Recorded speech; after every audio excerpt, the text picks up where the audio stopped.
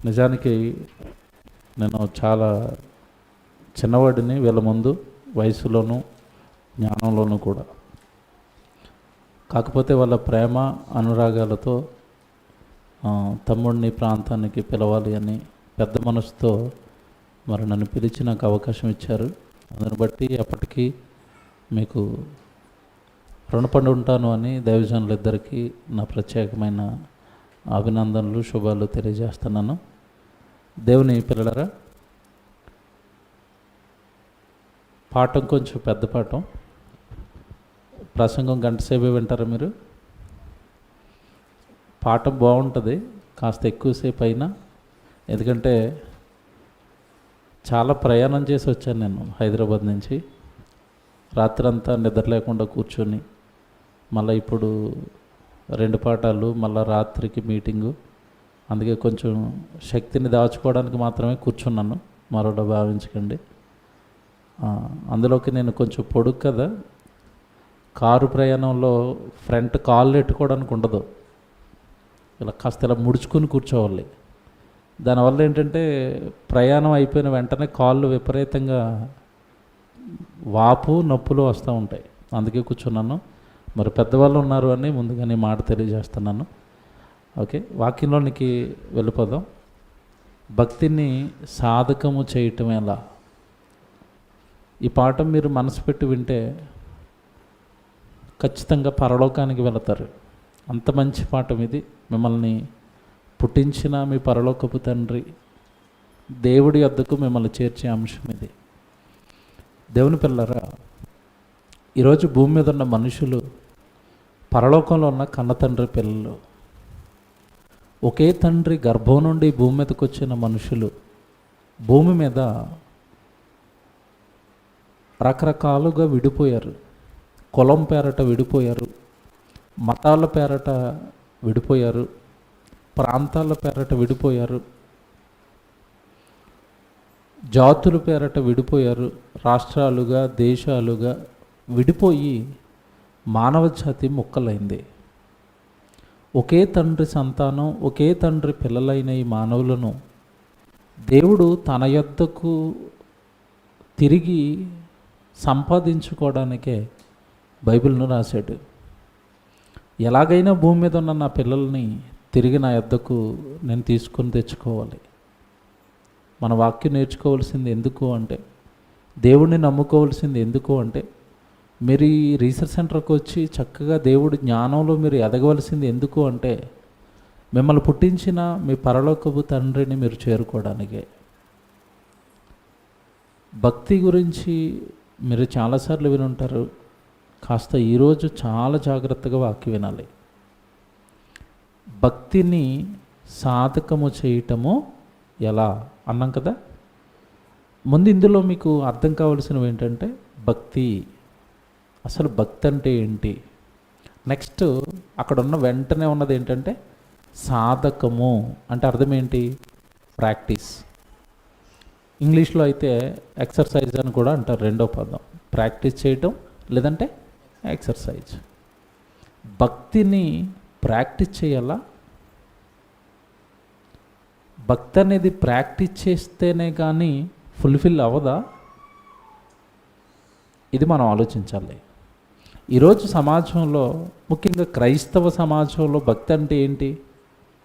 బయట హైందవ సోదరులు వాళ్ళకి భక్తి అంటే ఏంటంటే, ఏదో పండగలు వచ్చినప్పుడు వాళ్ళు నమ్ముకున్న దేవుడి దగ్గరికి వెళ్ళటం, ఒక కొబ్బరికాయ కొట్టడం, ఒక చెక్క అక్కడ పెట్టడం, ఒక చెక్క ఇతను తెచ్చేసుకోవటం, అది వాళ్ళకి భక్తి. తినేటప్పుడేమో మంచి మంచి పెద్ద పెద్ద అరటిపళ్ళు తింటారు. దేవుడికి పెట్టేటప్పుడు దేవుడు అరటిపళ్ళు అని ఉంటాయి. సైజు ఎంత ఉంటాయి చెప్పండి? అవి ఇంతంత ఉంటాయి. ఈయనేమో ఇంతంతే తింటాడంట, దేవుడికి మాత్రం ఈ సైజు పెడతాడంట. అది అలా భక్తి. అక్కడ 10 రూపాయలు లేదంటే 20 రూపాయలు కొబ్బరికాయ కొట్టి 20,000 ఉద్యోగాన్ని దేవుడి ముందు పెడతాడు. కొట్టింది 20 రూపాయలు కొబ్బరికాయ. నువ్వేం చేస్తావో తెలీదు, నాకు ఆ 20,000 జీతం ఉన్న ఉద్యోగం నాకు రావాల్సిందే. అది అక్కడ. పోనీ ఇక్కడికి వచ్చిన తర్వాత ఏమైనా మారాయా? క్రీస్తులోనికి వచ్చిన తర్వాత అవి ఏమైనా మారాయా? ఆదివారం మ్యాక్సిమం అందరూ గుడికి ఎందుకు వస్తారు చెప్పండి? ఎందుకు వస్తున్నారు? ఇప్పుడు ఈ మాటలు మీకు ఎందుకు అంటున్నానో చివరిలో అర్థమవుతాయి, సుమారు గంటన్నర తర్వాత అర్థమవుతాయి. ముందే చెప్పేస్తున్నాను, గంటన్నర తర్వాత ఇప్పుడు నేను ఇవి ఎందుకు అడుగుతున్నానో మీకు అర్థమవుతాయి. ఆదివారం గుడికి వచ్చేది కూడా ఎందుకు వస్తున్నారు చెప్పండి? ఓపెన్గా దేవుడి దగ్గరికి వెళ్ళాలి, ఏదో ఒకటి అడగాలి, ఏదో ఒకటి ఆయన నుంచి మేము పొందుకోవాలి. దేవ ఉద్యోగం రావట్లేదు, చదువు రావట్లేదు, మా పిల్లలు బాగోలేదు, మా కుటుంబం బాగోలేదు, డబ్బులు బాగోలేదు, వ్యాపారం బాగోలేదు, ఆస్తి, ఎప్పుడు కూడానండి మనుషులు బుర్రల నిండా ఇవే నిండుకుపోయాయండి. పోనీ ప్రశాంతంగా గుడికి వచ్చినప్పుడైనా అవన్నీ మర్చిపోయి దేవుడి వాక్యాన్ని హృదయపూర్వకంగా విని దేవుడు ఏం చెప్తున్నాడో అలా నేను మారదామన్న మనసుతో ఏమైనా వస్తారంటే రారండి. ఇక్కడికి వచ్చిన తర్వాత కూడా అవే ఆలోచనలతో దేవుడి దగ్గరికి వస్తున్నారు. ఇది ఎంత ప్రమాదమో, సంఘానికి ఎందుకు రావాలో, వచ్చిన తర్వాత మనిషి ఏం చెయ్యాలో బైబిల్లో రాశాడు. అవన్నీ ఈరోజు మీరు చాలా జాగ్రత్తగా నేర్చుకుంటారు. భూమి మీద మనిషి అన్నయ్య చెప్తున్నాడండి, నిజంగా ఆశ్చర్యం వేసింది. 2700 రోజుకు సంపాదించడానికి ఎంత పెట్టాడంటే పెట్టుబడి 2 లక్షలు. మరొక ఆయన వచ్చి అంటున్నాడు 5 లక్షలు పెట్టుబడి పెట్టండి, 5 నెలల్లో 25 లక్షలు ఇస్తానంటున్నాడు. బంపర్ ఆఫర్లు అండి సంపాదించడానికి. కానీ మనిషి లోకంలో ఏదో సంపాదించాలనుకుంటున్నాడు, ఇక్కడ ఏదో కూర్చుకోవాలనుకుంటున్నాడు. అన్నీ అనుభవించేసిన సొలొమోను అన్నాడు, వ్యర్థము వ్యర్థము వ్యర్థము సమస్తమును వ్యర్థమే. ఏంటయ్యా వ్యర్థం అంటే వెంటనే ఏం చెప్పాడు అక్కడ? సూర్యుని క్రింద నరుడు పడుచుండు పాటు అంతటి వలన వారికి కలుగుచున్న లాభమేమి అన్నాడు. ఈ మాట చదివితే మనోళ్ళు అనుకుంటున్నారు అన్నీ అనుభవించేసాడు కాబట్టి అలా చెప్తాడండి. కొంతమంది ఏమంటారంటే వైరాగ్యంలో చెప్తారండి ఇలాంటి మాటలు, ఏమీ లేనోడు చెప్తారండి. ఏమంటే సొలొమోనుకి ఏమీ లేకుండా చెప్పాడు అవి. ఆయన ఆస్తి చెబితే గుండాగిపోద్ది. యెరూషలేము పట్టణంలో నా అంత ఆస్తిపరుడు మరొకడు లేడు. అంత ఆస్తి పెట్టుకొని వ్యర్థం అంటుంటే అందరూ దానికోసమే పరిగెడుతున్నారండి. భూమి మీద ఉన్న మనుషుల ఎడల సొలొమోను చెప్పిన ఈ వ్యర్థమన్న మాట ఎన్నో అధ్యాయంలో ఉంది మీకు? 1st అధ్యాయంలో ఉంది. 2వ అధ్యాయంలో డాక్యుమెంట్లు ఇచ్చాడు ఆస్తికి సంబంధించినవి. నేను ఏదో బికారనైపోయి వైరాగ్యంలో ఈ మాటలు చెప్తున్నాను అని అనుకుంటారేమో. నాకున్న ఆస్తి చెబితే మీకు మతిపోయిద్దని ఆస్తి వివరాలు చెప్పాడు 2వ అధ్యాయంలో. 3వ అధ్యాయానికి వెళ్ళేసరికి ఇక చాలా విషయాలు చెప్తాడండి. పిల్లలు ఎంతమంది ఉన్నా 100 మంది పిల్లల కన్నా అతడి జీవితం సరైన క్రమంలో సాగనప్పుడు వృధా అని చెప్తాడు. 4వ అధ్యాయంలో ఒకటి. 5వ అధ్యాయంలోకి వచ్చేసరికి ఏమంటే భూమి మీదకు మనం ఎలాగొచ్చామో అలాగే తిరిగి వెళ్ళిపోతాము, నరుడు ఎలాగైతే వచ్చాడో అలాగే వెళ్ళిపోతాడు, ఈ లోకంలోనికి మనం ఏమీ తీసుకొని రాలేదు, ఏమీ తీసుకొని పోలేము 5వ అధ్యాయంలో చెప్తాడు. 6వ అధ్యాయానికి వచ్చేసరికి ఒక సంగతి చెప్తాడు. 7లోకి వచ్చేసరికి ఒక సంగతి చెప్తాడు. 8, 9, 11, 12కి వచ్చేసరికి ఇప్పుడు ఇదంతా మీరు విన్నారు కదా. అంటే ప్రసంగి గ్రంథం మొత్తం చదవాలి మీరు. ఈ ప్రసంగి గ్రంథం మొత్తం నేను చెప్పిన నా అనుభవంతో చెప్పిన విషయాలన్నీ మీరు విన్నారు కదా. ఇప్పుడు నాకు ఈ విషయాలన్నీ చెప్పిన తర్వాత మనిషి భూమి మీద ఏం చేయాలో నాకు ఒక ఆన్సర్ వచ్చింది. నా జీవితాన్ని అంతా రంగరించి ఆన్సర్ మీకు చెప్పేస్తున్నాను, మీరు ఇది ఒక్కటి చెయ్యండి చాలు అన్నాడు. ఏం చేయాలి? 12వ అధ్యాయము 13వ వచనం చూడండి. ఏమండి ప్రసంగి గ్రంథం చదవండి అమ్మా. జ్ఞానము చెప్పు మాటలు. ప్రసంగి గ్రంథం 12వ అధ్యాయము 13వ వచనం చదువుదామండి. 13వ వచనం అండి. మీరు ఇప్పుడు ఇది 13వ వచనం అనేసరికి ప్రారంభంలో ఏముంది అక్కడ? ఇదంతయు వినిన తర్వాత అంటే అర్థం ఏంటి? ఏది విన్న తర్వాత? మొదటి అధ్యాయులు కాంచి అంతా విన్న తర్వాత. మీరు ఇంటికి వెళ్ళిపోయిన తర్వాత ఏం చేయాలంటే సొలొమోను గారు ఇదంతా వినిన తర్వాత అన్నాడు కదా, ఏం వినాలి మేమని మీరు వెంటనే ఈ అధ్యాయాలన్నీ చదువుకుంటూ రావాలి. నేను పొడిగా ఒక్కొక్క అధ్యాయంలో ఏముందో చెప్పుకుంటూ వెళ్ళాను. ఇదంతయు వినిన తర్వాత తేలిన ఫలితార్థం ఇదే. ఒక ఆన్సర్ వచ్చింది, ఒక భావం వచ్చింది, ఒక ఎసెన్స్ వచ్చింది. నేను మీకు చెప్పేస్తున్నాను జాగ్రత్త. ఏంటి ఫలితార్థం? దేవుని యందు భయభక్తులు కలిగి ఉండి ఆయన కట్టడలను అనుసరించి నడుచుచుండవలెను, మానవ కోటికి ఇదియే విధి. మొత్తం జీవితాన్నంతా అనుభవించేసిన తర్వాత, ఈ లోకాన్నంతా అనుభవించేసిన తర్వాత నాకు ఒకటి అర్థమైపోయింది, అది మీకు చెప్పేస్తున్నాను. ఏంటది? మీరు ఏం చేసినా వృధా. ఒకటి చేయండి. ఏం చేయాలి? దేవుని యందు భయభక్తులు కలిగి ఉండుట, ఆయన కట్టడలను అనుసరించుట మీకు మేలు, మానవ కోటికి ఇదియే విధి. అంటే అర్థం ఏంటి చెప్పాలి? విధి మనకి తెలుగు అర్థం అవుతుంది, ఇంగ్లీష్ అర్థం అవుతుంది. విధిని ఇంగ్లీష్లోకి ట్రాన్స్లేట్ చేయండి, డ్యూటీ. అంతేనా కదా? విధులు సరిగా నిర్వర్తించనందున ఎస్ఐ సస్పెండ్. ఏం చేశాడు? డ్యూటీ సరిగా చేయలేదు. అందుకే చెప్పాను ఇంగ్లీష్ అర్థమవుతుందని. విధి అనగానే డ్యూటీ. భూమి మీద నరులందరికీ దేవుడేసిన డ్యూటీ ఏంటి? అక్కడ మీరు ఏవైనా చేసుకోండి. చేపల వ్యాపారం చేసుకుంటారా, ఏమండి తర్వాత మీకు కాయిన్ వ్యాపారం చేసుకుంటారా, వ్యవసాయం చేసుకుంటారా, పురుగుల మందు వ్యవసాయం చేస్తారా, నాకు అనవసరం. మీరందరూ ఖచ్చితంగా చేయవలసిన డ్యూటీ ఏంటంటే ఆయన యందు భయభక్తులు కలిగి జీవించాలి. బాగుంది, ఎంత బాగుంది. దేవుడి యందు భయము భక్తి కలిగి నీ జీవితం లేనప్పుడు నువ్వు లోకంలో ఏం చేసిన వృధా. ఎందుకంటే ఏం చేసిన తర్వాత నరకానికి పోతావుగా. ఏం చేస్తే ఏం ఉపయోగం? ఏమండి, ఈ మధ్యకాలంలో ఒక ఆయన చనిపోయాడు కరోనా టైంలో. కోటీశ్వరుడు ఎస్పి బాలసుబ్రహ్మణ్యం గారు. మనకి కరోనా వచ్చింది, ఆయనకి కరోనా వచ్చింది.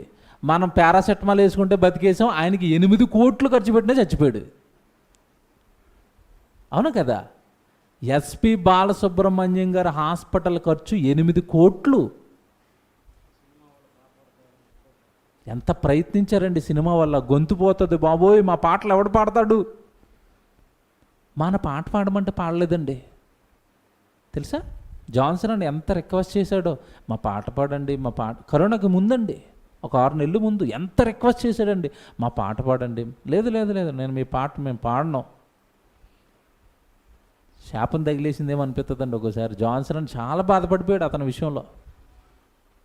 కొట్టేసింది ఆ శాపం. అంది, పోరా మా పాట పాడకపోతే ఇంకెందుకాడు నువ్వు పో. మన పాట, దేవుడు పాట పాడినప్పుడు ఇంకెందుకండి భూమి మీద? ఆయన పెట్టిన తిండి తినేయటం, ఆయన పెట్టిన సూర్యుని అనుభవించేయటం, ఆయన పెట్టినవి అన్నీ అనుభవించడం ఆయనకు ఉపయోగపడినప్పుడు ఎందుకేగా లేచి వెళ్ళిపోయాడు అంతే. ఎందుకు? ఈ గొంతు ఆయన ఇచ్చిందండి, దేహం ఆయన ఇచ్చిందండి, ఆయనకు పాట పాడ్డా.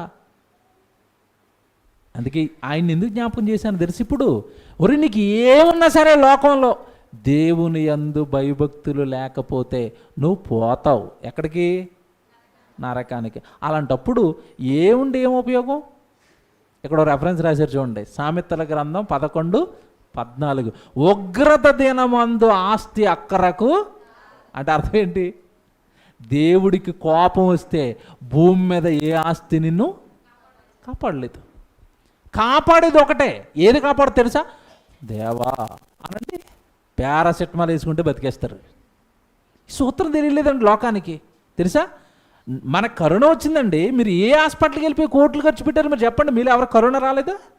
నిమ్మకాయ రసం రాసుకుని, నిమ్మకాయ రసం తాక్కుని, ఏమండో జీడిపప్పు ప్యాకెట్ 250 రూపాయలు జీడిపప్పు ప్యాకెట్ తెచ్చుకొని నిమ్మకాయ రసం దాక్కుని పారాసెటమాల్ వేసుకుంటే వెళ్ళిపోయింది కరోనా. ఎందుకు? మనం తెల్లారితే దేవా, రాత్రి అయితే దేవా అన్నాం. మనకి నిమ్మకాయ రసం చాలు కరోనా పోవడానికి. దేవుడికి ఉగ్రత వచ్చిందా, నీ ఆస్తి కూడా నిన్నేమి కాపాడలేదు. కాపాడేది ఒకటే భూమి మీద, దేవుని యందు భయము భక్తి. బాగుంది. ఇప్పుడు వస్తానన్న విషయంలోకి. నిన్ను కాపాడేది భక్తి అయినప్పుడు, నిన్ను రక్షించేది భక్తి అయినప్పుడు, నిన్ను పరలోకానికి చేర్చేది భక్తి అయినప్పుడు, ఆ భక్తి నువ్వు ఎలా పెంచుకోవాలో నీకు తెలియకపోతే ఆ భక్తిలో నువ్వు ఎలా ఎదుగుతావు కదా. మనల్ని కాపాడే దాని గురించి మనకి సరైన అవగాహన ఉండాలి. మనల్ని పరలోకానికి చేర్చే భక్తి గురించి మనకి సరైన అవగాహన ఉండాలి. చాలామందిలో ఉన్న ప్రాబ్లం ఏంటంటే, ఒక ప్రాబ్లం ఉందండి.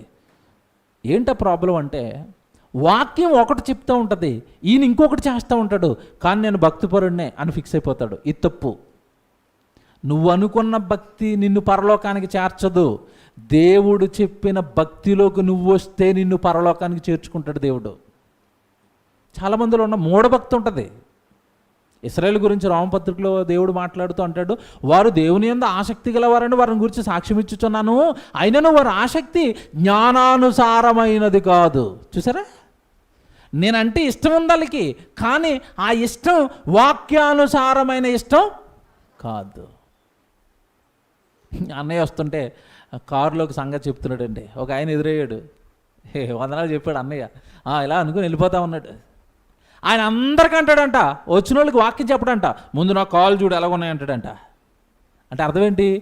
ప్రార్థన చేసి చేసి కాలు నల్లగా అయిపోయిన కాలు చూడు అంటున్నాడంట. అది ఆయనకి భక్తి. మోకాళ్ళ మీద నిలబడి ప్రార్థన చేసి చేసి చేసి చేసి నేను భక్తిపరున్న మోకాలు చూడండి, అది భక్త. ప్రార్థన ఒకటే చేయటం భక్త.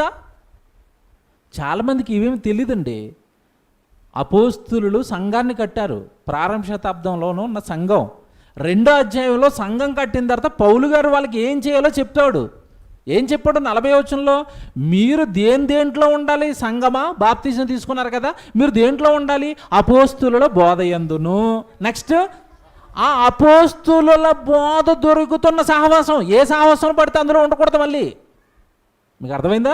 మీరు ఇక్కడికే రండి అని మేము ఎందుకంటామంటే, మేము చేస్తున్నది మా బోధ కాదు, జయశాలి గారు చేసిన జయశాలి గారి బోధ కాదు. ఎవరి బోధ? క్రీస్తు బోధ, అపోస్తుల బోధ. సంఘం దేంట్లో ఉండాలంటే అపోస్తుల బోధ యందును, సహవాసమందును, రొట్టె విరుచుట యందును. ఎన్నో స్థానాల్లో ఉంది ప్రార్థన? మొదట 3 ఏమున్నాయి? బోధ, సహవాసం, రొట్టె విరవటం, ప్రార్థన. ఈయన ఒకటి చేసి నేను భక్తిపడిన పో అంటున్నాడు. మిగతా 3 ఇది అర్థమవుతుంది మీకు. డాక్టర్ దగ్గరికి వెళ్ళారు, ఏమండి జ్వరం అండి, కాళ్ళు నొప్పులండి, తలపోటండి, రోగాలు చెప్పారు. ఆయన చిటి తీసుకుని 1వ ట్యాబ్లెట్, 2వ ట్యాబ్లెట్, 3వ ట్యాబ్లెట్, 4వ ట్యాబ్లెట్, 5 ట్యాబ్లెట్లు రాశాడు. ఇంటికి వచ్చారు, 5 ట్యాబ్లెట్లు వేసుకున్నారు. ఒకసారి ఒకటి తీయగా ఉంది, మిగతా 4 చేదుగా ఉన్నాయి. ఇదేదో తీయగా ఉంది కదా అని రోజు అది వేసుకుని మిగతా 4 పక్కనాడేశారు. రోగం పోయిద్దా? అలాంటప్పుడు దేవుడు నిన్ను 4 చేయి అంటే, ప్రార్థన ఒకటి ఈజీగా ఉంది మోకాలు వేసేయడానికే, నువ్వు అదే చేస్తున్నావు అనుకోండి, పరలోకం ఇస్తాడా? ఇది ఏ భక్తి చెప్పండి? మూఢభక్తి. దేవుడు చెప్పిన భక్తి కాదు అది. ఇలా చాలామంది ఇరుక్కుపోయారండి. ఇది అన్నీ చూసిన నేను, ఏంటి దేవా వీళ్ళకి ఎలా చెప్పాలి భక్తి గురించి? కొంతమంది ప్రార్థన చేస్తారండి, అదే భక్తి. కొంతమంది పాట పాడతారండి, నేను పాట పాడతానంతే, నేను ఏం చేయను అంటాడు. ఇదేంటిది నాయన? అక్కడ కొంచెం డేగిసా పక్కకెట్రా, నేను సింగర్ని, డేగిసా పట్టమన్నవింది. చూసారా? కొంతమంది ప్రసంగాలు అప్పుడప్పుడే ప్రసంగాలు ఇస్తూ ఉండే. ఎమడే చైనా అంటే పాపం కుర్రాడు ఎమడే చైనా కదా, మైక్ ఇచ్చామనుకోండి, అన్నయ్య నన్ను లెక్చరర్ చేశాడు, కుర్చీలు నాకు చెప్పకండి. ఇదేంటిది? చూసారా? ప్రభు పరిచారం చేశాడు, ప్రభు శిష్యుల పాదాలు పట్టుకున్నాడు. నీకేమి రోగం? తప్పిది. అంటే బైబిల్ అంతా తెలియక, బైబిల్ అంతా చదువుకోక, బైబిల్ అంతా నేర్చుకోక ఏంటో తెలియట్లేదండి. ఏది చెయ్యాలో తెలీదు, ఏది చేయకూడదో తెలియదు. ఇప్పుడు ఈరోజు మీరు లెసన్ వినండి మనసు పెట్టి. భక్తి అంటే మనం అనుకున్నది భక్తి కాదండి. భక్తి అంటే ఏంటో దేవుడు చెప్పాడు. దీన్ని నువ్వు చచ్చిపోయేంత వరకు ప్రాక్టీస్ చేయన్నాడు. ప్రతిదినము దానిలో డెవలప్ అవ్వన్నాడు. ఆ డెవలప్మెంట్స్ దేవుడికి కనబడితేనే పరలోకానికి మనల్ని చేర్చుకుంటాడు. తిమోతికి రాసిన పత్రిక 4వ అధ్యాయము మీరు చూడండి. తిమోతికి రాసిన మొదటి పత్రిక 4వ అధ్యాయము 7వ వచనం.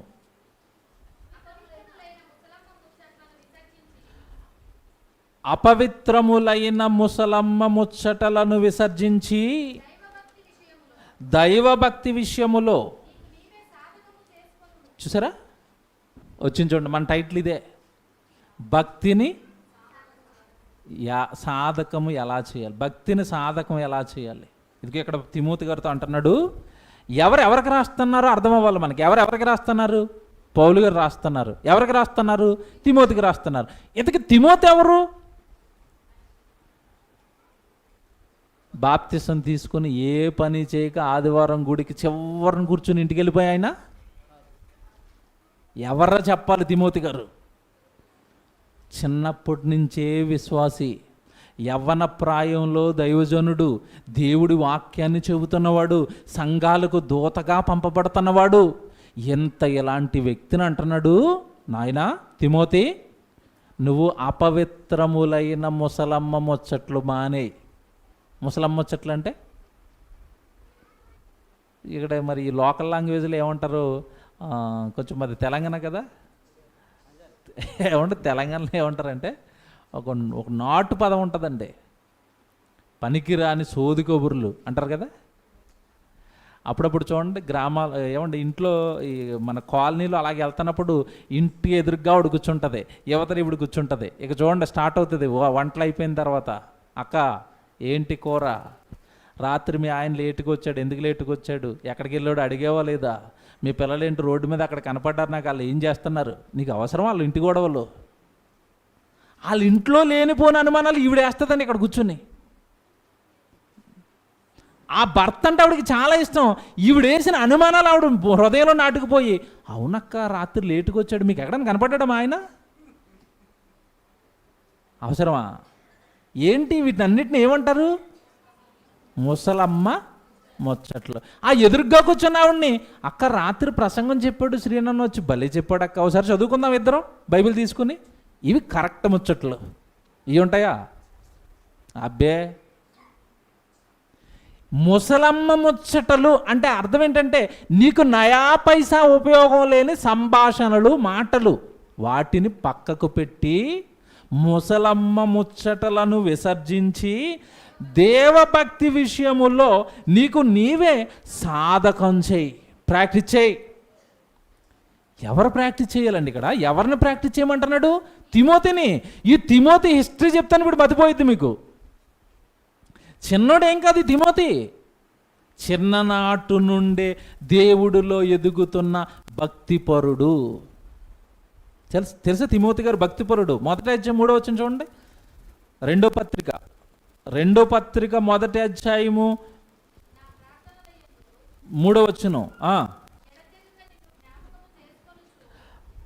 నా ప్రార్థనల యందు ఎడతెగక నిన్ను జ్ఞాపకము చేసుకొనుచు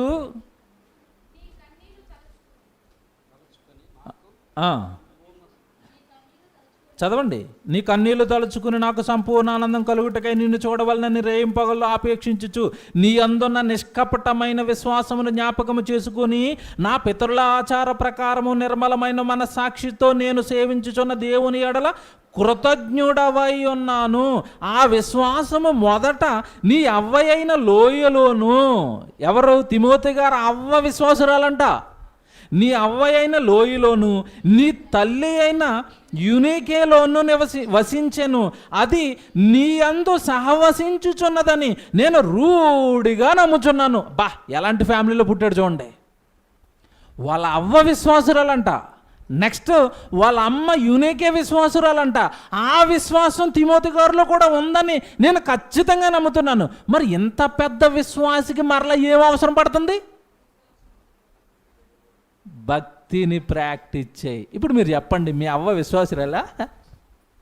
మీ తల్లిగారు? అబ్బే మాదే అంతంత మాత్రం అన్నయ్య. చూసారా, మనం వచ్చిందే.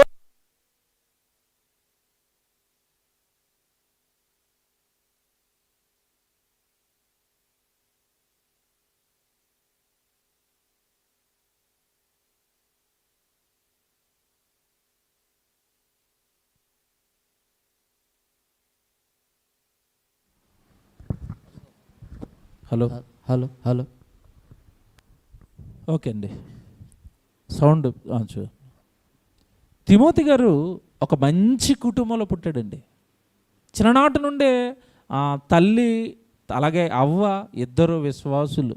ఆ విశ్వాసుల కుటుంబంలో పుట్టిన చక్కటి దైవజనుడు అండి. రెండో పత్రికలో ఉన్నారు కదా, 3వ అధ్యాయం 14వ వచనం కూడా చూడండి. 3వ అధ్యాయము 14వ వచనం. క్రీస్తు యేసునందు ఉంచవలసిన విశ్వాసము ద్వారా రక్షణార్థమైన జ్ఞానము నీకు కలిగించుటకు శక్తి కలిగిన పరిశుద్ధ లేఖనములను బాల్యము నుండి నీవెరుగుదువు. బా, ఎలాంటి తిమోతి? లేఖనాలు ఎప్పటి నుంచి తెలుసు? బా, మీరు చెప్పండి, ఇక్కడ చేయి లేపండి. నేను చిన్నప్పటి నుంచే నాకు లేఖనాల మీద గట్టి పట్టుంది. ఒకరు లేపండి చెయ్యి. అవుండి, ఎవరికి ఉంది? ఇక్కడ రీసెర్చ్ సెంటర్ పెట్టి బైబిల్ లేఖనాల పరిశోధన సదస్సులు అనేసరికి భయం వేసిందండి నాకు. అన్నయ్య నెంబర్ వేసాడు, అది పోస్టర్ పంపించండి అన్నయ్య అంటే నేను పోస్టర్ పంపించాడు. పైన 72 ఏదో ఉందండి నెంబరు, లేఖనాల పరిశోధన సదస్సు. ఏం నెంబర్ వేశారు కదన్నయ్య మీది? ఎంతండి? ఓకే ఓకే, అన్నయ్య వాళ్ళది 76, మీది మొత్తం మీద కదా ఒక 20 అయ్యి ఉంటాయా? 26 అయినాయి అండి. ఆగండి, 26 అయినాయి అంటే 26 ఇంటూ 2 పాఠాల కింద వేసుకున్నా ఎన్ని పాఠాలు విని ఉంటారు? 52 పాఠాలు. ఎంత జ్ఞానం ఉండాలి? ప్రసంగి గ్రంథంలో ఒక రెఫరెన్స్ ఎక్కడుందో తీయండి అంటే పేజీలు తిప్పుతున్నారు ఇంకా మీరు ఇలాగా. జ్ఞానంలో, లేఖనాల మీద పట్టులో మనం ఎక్కడుండిపోయాం? ఆయన ఎక్కడున్నాడు చెప్పండి? ఎక్కడున్నాడు తిమోతి? రక్షణార్థమైన లేఖనములను నువ్వు బాల్యములను ఉండే తెలిసినవాడా. ఇప్పుడు ఎందుకు తీసుకొచ్చింది తెలుసా? ఈ 2 సందర్భాలకి. చిన్నప్పటి నుంచి విశ్వాసం కలిగిన కుటుంబంలో పుట్టి చిన్నప్పటి నుంచే లేఖనాలు నేర్చుకున్న ఈయనను ఉత్తరం రాసి మొదటి పత్రికలో 4:7 ఏమంటున్నాడు? తిమోతి, అపవిత్రములైన ముసలమ్మ ముచ్చటలను విసర్జించి దేవభక్తి విషయములో నీకు నీవే ఏం చేయాలి? సాధకం చెయ్యి. చూసారా, ఇప్పుడు ఈయనకే ప్రాక్టీస్ అవసరం అంటే ఇప్పుడు మనకెంత అవసరం? చాలా అవసరం. అందుకే మీకు ఈ పాఠం అవసరం అని చెప్పాను. బాగుందండి, ప్రాక్టీస్ చేయమంటున్నాడు. బాగుంది. ప్రాక్టీస్ చేయటం అంటే ఎలా చేయాలో తెలియాలిగా. ఎలా చేయాలో తెలియాలో తెలీదా? ఇప్పుడు మీరు డాక్టర్ గారి దగ్గరికి వెళ్ళారనుకోండి, ఏదైనా హార్ట్ కంప్లైంట్ వచ్చి డాక్టర్ గారి దగ్గరికి వెళ్ళారనుకోండి, ఏమంటే మీకు కొంచెం కొలెస్ట్రాల్ ఎక్కువైపోయిందండి, ఏం చేయమంటారు డాక్టర్ గారు?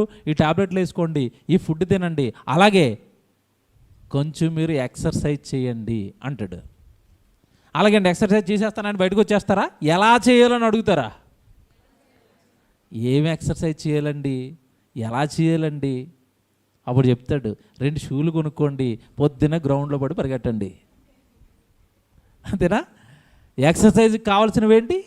షూలు. ఇంకా కొంచెం వేరే ఎక్సర్సైజ్ కావాలి అన్నాడు అనుకోండి, మీరు డంబుల్ లేపండి ఇలాగా. ఏమండి, ఈరోజు యోగాకి ఆసనాలు వచ్చాయి, ఆసనాలు వేయండి ఆరోగ్యం బాగుండాలంటే ఏమో చెప్తున్నారు. అలా కాకుండా మీరు ఏదో మొత్తం మీద క్రికెట్ అంటే మీకు ఇంట్రెస్ట్ అనుకోండి, క్రికెట్లో మీరు గొప్ప వాళ్ళు అవ్వాలనుకుంటున్నారు అనుకోండి, ముందు ఏం చేయాలి? ప్రాక్టీస్ చేయాలి. ప్రాక్టీస్ చేయాలంటే క్రికెట్లో నువ్వు గొప్పవాడు కావాలి అంటే నెట్లో ప్రాక్టీస్ చేయడానికి కావలసినవేవో నీకు తెలియాలి. ఏం కావాలి? ఒక బ్యాట్ కావాలి, ఒక బాల్ కావాలి, వికెట్లు కావాలి, నెట్ కావాలి, ఆ బాల్ వేయడానికి ఒకడు అమాయకుడు కావాలి. అంతేనా? లేకపోతే ఎక్కడ కొడతాడు? ఇవన్నీ ఉంటేనే తప్ప నీకు ప్రాక్టీస్ అనేది సాధ్యపడదు. ఇక్కడ మీరు జాగ్రత్త, ఉదాహరణ మీకు అర్థమయ్యాయి కదా. ఇప్పుడు భక్తిని ప్రాక్టీస్ చేయండి అంటే ఏంటి? భక్తికి కావలసినవి ఏంటి? మేము వేటిని ప్రాక్టీస్ చేయాలి? భక్తికి డెఫినేషన్ తెలియాలి, నిర్వచనం తెలియాలి. బైబిల్ అంటే బాగా చదువుకోవాలి. విశ్వాసానికి నిర్వచనం ఉంది, దేవుడిని నమ్మటం అంటే ఏంటో నిర్వచనం ఉంది. అలాగే భక్తి అంటే ఏంటో కూడా బైబిల్లో నిర్వచనం ఉంది. ఏంటా నిర్వచనం అంటే యాకోబు గారు రాసిన పత్రిక 1వ అధ్యాయము 27వ వచనం. యాకోబు గారు రాసిన పత్రిక 1వ అధ్యాయము 27వ వచనం. తండ్రి అయిన దేవుని ఎదుట పవిత్రమును నిష్కలంకమునైన భక్తి ఏదనగా, అక్కడ చూడండి ఎలా రాశాడు, అలాగే ఉందా? భక్తి ఏదనగా అంటే అర్థం ఏంటి? నువ్వు అనుకున్నది భక్తి అనుకోకరా బాబు, నేను చెప్పింది భక్తి అని నువ్వు అర్థం చేసుకో. ఓకేనా? నువ్వు అనుకున్నది భక్తి కాదు, నేను అన్నది, నేను చెబుతున్నది భక్తి. నువ్వు దీనిని పాటిస్తే నువ్వు భక్తి పరుడువు. భక్తి ఏదనగా ఏంటి ప్రభువా చెప్తున్నాడు చూడండి. దిక్కులేని పిల్లలను, విధవరాండ్రను వాళ్ళ ఇబ్బందులలో పరామర్శించుటయు కామ ఉంది అక్కడ, అలా చదవాలి బైబిల్. కామ అంటే అర్థం ఏంటంటే భక్తి ఇంకా అయిపోలేదు, భక్తిలో ఇది ఒక పార్టు. ఏంటది? దిక్కులేని పిల్లల్ని, విధవరాళ్ళను మీరేం చేయాలి? పరామర్శించాలి. నెక్స్ట్ ఇంకోటి చెప్తాను. నెక్స్ట్ ఏంటి అక్కడ? ఈ లోక మాలిన్యమును తనకంటకుండా తన్ను తాను ఇదండి భక్తి అంటే. ఇప్పుడు చెప్పండి, ఇందాక నల్లగా కనబడుతున్నాయి కదా నా మోకాలు అన్నాడు ఆయనకి, ఈ భక్తి అప్లై అవుతుందా? ఆ తప్ప ఏమి చేయడండి, ఇదేం భక్తి? అందుకే చెప్పాను, మనం అనుకున్నదే దేవుడు అనుకుంటున్నాడు అని పొరపాటు పడకూడదు. ఎప్పుడు నేను చేస్తున్నది కరెక్టా కాదా అని ఎక్కడ పెట్టి చూసుకోవాలి? వాక్యంలో పెట్టి చూసుకోవాలి. అప్పుడు అసలు విషయాలు బయటకు వస్తాయి. భక్తి అంటే ఇదిగో ఎవరికైనా కష్టం వచ్చిందా, ఏమండి ఎవరికైనా ఇబ్బందులు వచ్చాయా, పరామర్శిస్తున్నావా? ఆ జాలి ఆ దయా కలిగిన గుణం ఉందా? అదొక పార్ట్ భక్తిలో. రెండవది ముఖ్యంగా ఈ లోక మాలిన్యాన్ని నీకు అంటకుండా నిన్ను నువ్వేం చేయాలి? కాపాడుకోవాలి. ఆ కాపాడుకోవాలి అంటే ఎప్పుడూ నెట్ ప్రాక్టీస్లో ఉండాలి. అంతేనా? ఐఏఎస్లో టాపర్ అవ్వాలనుకోండి, రాత్రి పగలు ఏం చేయాలి? వీడు ప్రాక్టీస్ చేయాలి. గదిలో కూర్చొని పుస్తకాలు చదవాలి. అలా కాకుండా రోడ్ల మీద ఫ్రెండ్స్తో పాటు తిరుగుతున్నాడు అనుకోండి, ఐఏఎస్ అవుతాడా? అవడు. ఇప్పుడు నువ్వు ఈ లోక మాలిన్యం నీకు అంటకుండా నిన్ను నువ్వు కాపాడుకోవాలి అంటే నువ్వు ఎప్పుడు భక్తిని ప్రాక్టీస్ చేసే పనిలో ఉండాలి. అప్పుడు ఈ లోక మాలిన్యం నీకు అంటదు. లోక మాలిన్యం అంటే తెలుసు కదండి, పాపం అండి. ఆ పాపం అంటకుండా పాపపు లోకంలో బ్రతకాలి. యేసుక్రీస్తుల వారు పాపుల మధ్యలో తిరిగాడు, పాపం అంటించుకున్నాడు ఎక్కడైనా? ఆయన చూస్తేనన్నా అందరూ వేసిన నింద ఏంటంటే ఈయన ఎప్పుడు పాపులతోనే ఉంటాడండి. పాపుల స్నేహితుడు అన్న ముద్ర ఇస్తారు. ఎవరికి? యేసుప్రభుకి. పాపులకు స్నేహితుడు, కానీ పాపాన్ని మాత్రం అంటించుకోడు. ఈ లోకం మన చుట్టూ ఉన్న ఈ లోకం నిండా కూడా ఏముందంటే మాలిన్యమే. ఇందులోనే మనం ఉంటాం, కానీ దీని ఛాయలు మన మీద పడకూడదు. మరి ఎలాగండి అది పడకూడదు? ఆ భక్తిలో నువ్వు ఎదగాలి అంటే భక్తిని నువ్వు ప్రాక్టీస్ చేసుకుంటూ ఉండు. వెరీ గుడ్, ప్రాక్టీస్ చేస్తూ ఉండి మేము ఇంతకీ భక్తిని ప్రాక్టీస్ చేయటం అంటే ఏంటంటే భక్తికి కావలసిన వాటిని నువ్వు ప్రాక్టీస్ చేయాలి. భక్తికి ఇవి ఉండాలి, ఇవి ఉంటేనే భక్తి, వీటిని నువ్వు సాధిస్తేనే భక్తి అని దేవుడు చెప్పాడు. ముందుగా మీరు తిమోతికి రాసిన పత్రిక 4వ అధ్యాయానికి వచ్చేయండి. మొదట మనం చదువుకున్న భాగానికి తిమోతికి రాసిన మొదటి పత్రిక 4వ అధ్యాయం 7వ వచనం మళ్ళీ చదువుతాం. అపవిత్రములైన ముసలమ్మ ముచ్చటలను విసర్జించి దేవభక్తి విషయములో నీకు నీవే సాధకము చేసుకొనుము.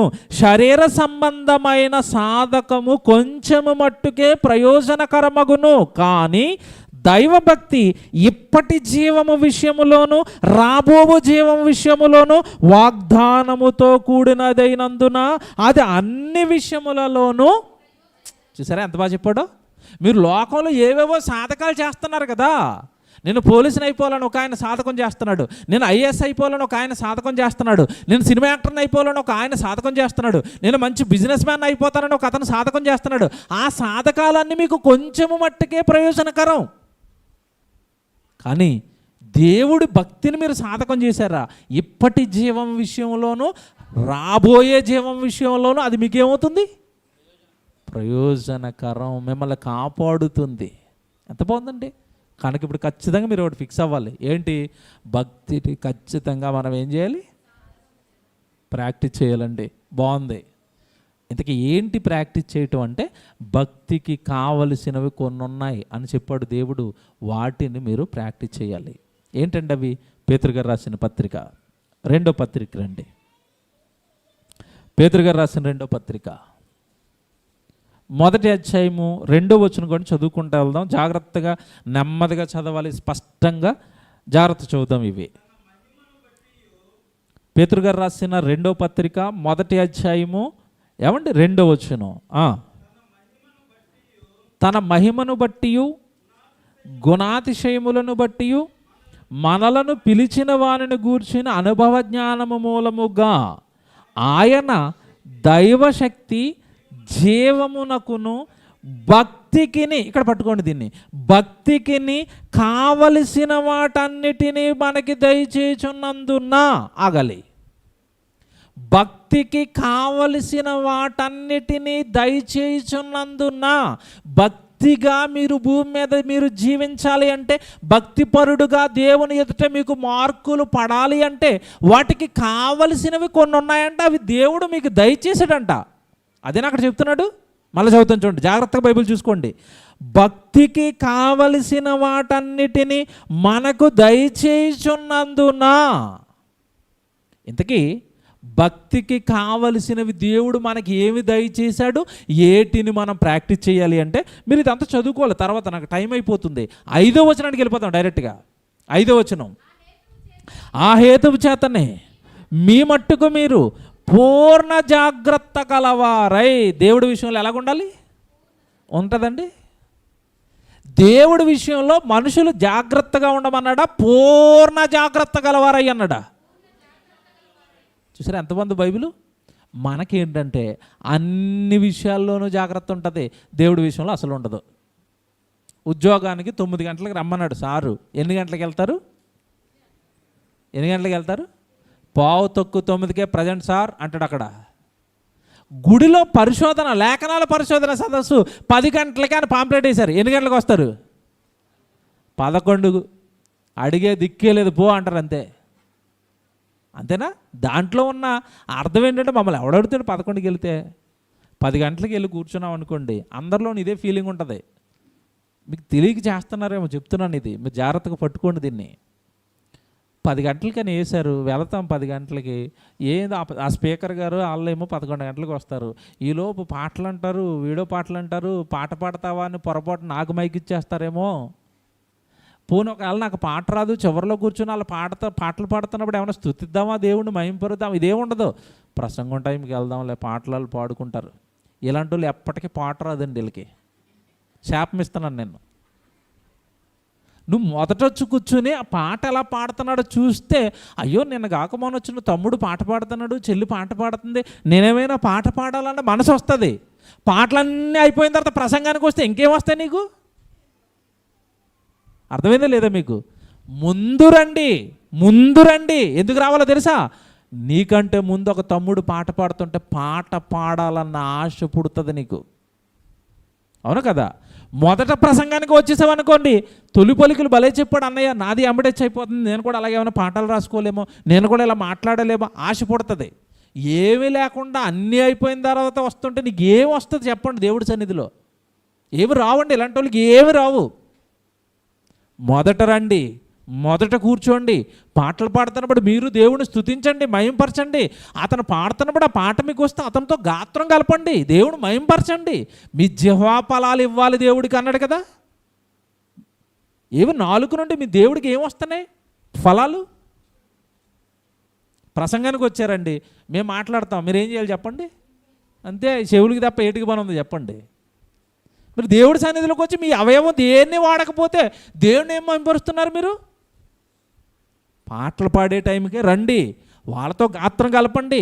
అలా కలపగా ఒకరోజు మైకట్టుకోవాలని ఆశ వస్తుంది. పాట పాడండి, దేవుని మహింపరచండి. ముందు రండి.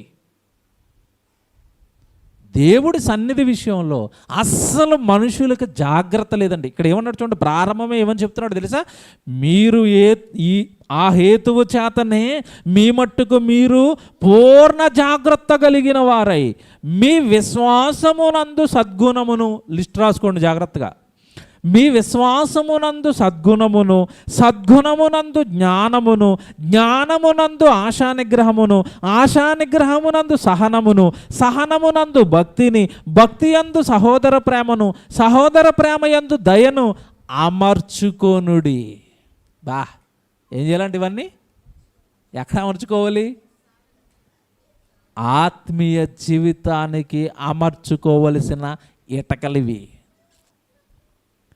మీ చర్చ్ బిల్డింగ్ చాలా బాగుందండి, చూడగానే నచ్చింది నాకు. ఏమండి, చర్చ్ బిల్డింగ్ని గోడ కట్టడానికి ఇటక మీద ఇటక మేస్త్రి గారు ఏం చేశాడు? అమర్చాడు, పేర్చాడు కదా. ఇప్పుడు మధ్యలోకి వెళ్ళి 2 ఇటకలు లాగండి ఇలాగా, గోడ బలహీన పడుతుంది. అలా ఎక్కువ ఇటకలు లాగేశారు అనుకోండి, చివరి గోడ కూలిపోతుంది. అమర్చాలి ఒకదానిపైన ఒకటి. ఏమంటే బిల్డింగ్ కట్టేటప్పుడు ఎలాగ అమరుస్తారో తెలుసా? ముందు కింద బీమేస్తారు, బీమేసిన తర్వాత పైకి ఇలా పిల్లర్లు వేసుకుంటూ వెళతారు, పిల్లర్లు వేసిన తర్వాత స్లాబ్ వేస్తారు, అప్పుడు గోడలు కడతారు. అంటే ఒకదానికొకటి క్రమంగా పద్ధతిలో ఏం చేయాలి? అమర్చబడాలి. అందరూ అమర్చుకున్నట్టుగా నేను అమర్చుకోను, డైరెక్ట్గా స్లాబ్ వేసేస్తానంటే నిలబడుతుందా? ఏమండి, ఒకదానికొకటి నీట్గా అమర్చాలి. మీరు జాగ్రత్తగా వినాలి ఇది. ఇప్పుడు ఇక్కడ పైనుంచి లిస్ట్ చెప్పాడు చూడండి. పాఠం పెద్దదని ఎందుకు చెప్పానంటే, ఇదిగో ఇక్కడ ఇవ్వబడిన ఈ లిస్ట్ అంతా ఇప్పుడు మీకు చెప్పాలండి. నేను ఆకలి వేయట్లేదు నాకంటే అందులో అన్నీ చెప్తాను, ఆకలి వేస్తుందంటే 2 చెప్పి మానేస్తాను. ఏమండి, అక్కడ లిస్ట్ ఇచ్చాడు చూడండి, పెద్ద లిస్టు. వీటన్నిటిని మీరు అమర్చుకోండి, ఇవి భక్తికి కావలసిన సాధకాలు ఇవే. పైన చెప్పాడు కదా, భక్తికి కావలసిన వాటన్నిటిని దేవుడు మనకు దయచేయుచున్నందున. ఏం దయచేస్తున్నాడు చెప్పాడు ఇక్కడ లిస్ట్. 5వ అధ్యాయము, మీ విశ్వాసమునందు సద్గుణము అంటే మొదట ఏమొచ్చింది చెప్పండి. ఇప్పుడు ఇక్కడ లిస్ట్ రాసుకోండి. మొదటే పక్కనే పేజీలో నోట్స్ రాసుకుంటున్న వాళ్ళు, మొదటిది విశ్వాసం అండి. 2 విశ్వాసమునందు సద్గుణం, సద్గుణమునందు జ్ఞానము, జ్ఞానమునందు ఆశానిగ్రహము, ఆశానిగ్రహమునందు సహనము, సహనమునందు భక్తి, భక్తి యందు సహోదర ప్రేమ, సహోదర ప్రేమ యందు దయ. వీటన్నిటిని అమర్చుకోండి. 8 వస్తాయి. లెక్కడుకున్నారా? మళ్ళా చెప్తాను, స్లోగా రాసుకోండి. విశ్వాసము, సద్గుణము, జ్ఞానము, ఆశానిగ్రహము, సహనము, భక్తి, సహోదర ప్రేమ, దయ. ఇవన్నీ మీ జీవితంలో ఉంటేనే మీరు భక్తిపరులు. ఇందులో ఒకటి లేకపోయినా మీరు చెప్పాలి. ఇక 6 సబ్జెక్టులు ఒకటి ఫెయిల్ అయిపోయాడు. ఫెయిలా పాసా? ఫెయిలే. భక్తి జీవితానికి వీటన్నిటిని మీరు అమర్చుకోండి అన్నారు. ఇందులో ఏది మీకు లేకపోయినా మీరు దేవుని ఎదుట భక్తిపరుడుగా కనబడటంలో మీరు ఫెయిల్ అయ్యారు. చెప్తాను ఇప్పుడు, మీకు మతిపోయింది ఒకటొకటి. జాగ్రత్తగా ఆలోచించాలి ఇవి. తిమోతి భక్తిని నువ్వేం చేయాలి? సాధకం చేసుకోమన్నాడు కదా. ఇప్పుడు ఇక్కడ పెట్టిన లిస్ట్ ఏదైతే ఉందో చూసారు, ఇవన్నీ భక్తికి కావలసిన వాటివి అన్నప్పుడు ఇవన్నీ మీకు ఒకే రోజులో వచ్చేస్తాయా? ఒకే రోజులో ఇవన్నీ వచ్చేస్తాయా? విశ్వాసం ఒకే రోజులో ఏమంటే అబ్రహాం గారిలాగా అయిపోతారు ఏంటి మీరు? అంటే ఇవి నెమ్మదిగా ఇక్కడ చెప్పిన లిస్ట్ అంతా మీరు ఏం చేయాలి? సాధకం. ఒక్కొక్క రోజు ఒక్కొక్క దాన్ని ఎదురవుతున్న పరిస్థితుల్లో ఇక్కడ ఇవ్వబడిన ఒక్కొక్క దాన్ని మీ ఆత్మీయ జీవితంలో అప్లై చేయాలి. జాగ్రత్తగా విన, టాప్ మోస్ట్ లెసన్ వింటున్నారు మీరు. ఇది మీకు అర్థమైతేనండి అసలు మీరు దేవుని ఎదుట ఎలా కనబడతారంటే అలా కనబడతారండి. చాలు కొడుకు నాకు అనుకుంటాడు, చాలు ఈ కూతురు నాకు అనుకుంటాడు దేవుడు. ఇవి మీకు అర్థమయ్యి జీవితానికి అప్లై అవుతాయి. మేము ఈ చెబుతూ వింటాం, ఈ చెబుతూ వినేస్తామంటే ఇంకెన్ని లేఖనాల పరిశోధనలు అయినా ఇంక మీకు ఉపయోగం ఏమి ఉండదు. పట్టుకుంటాం మేమంటే మాత్రం పరలోకానికి వెళ్ళిపోతారు. ముందే చెప్పాను.